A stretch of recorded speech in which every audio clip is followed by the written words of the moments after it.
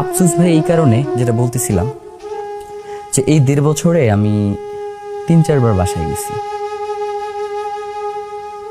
আমার কাছে সবসময় মনে হইতো ভাই যে আমি যদি ভাইয়ের কাছে না থাকি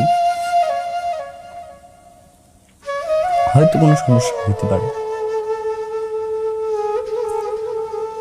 আমার এনটিআরসিতে ইংরেজি শিক্ষক হিসেবে জব হয়েছে, আমি চলে যাব এলাকায়। ভাই আমাকে রাখলেন না, রাতে সবাইকে বসায়া ভাই অঝোর ধারায় কাঁদলেন মোনাজাতে। ভাই আমাকে ছেড়ে দিলেন যে আগামীকাল সকালে তুমি চলে যাও।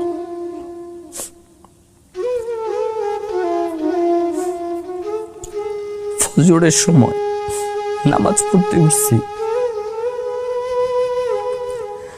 ভাই আমার হাতটা ধরে বলতেছে, জাবের তুমি গেলে আমি খুবই একা হয়ে যাব।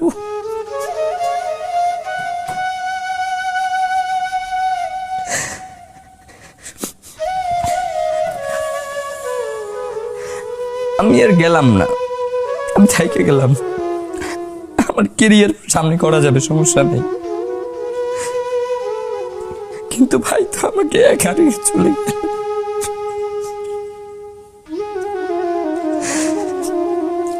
ওই রিক্সাটায় সবসময় আমি বসি।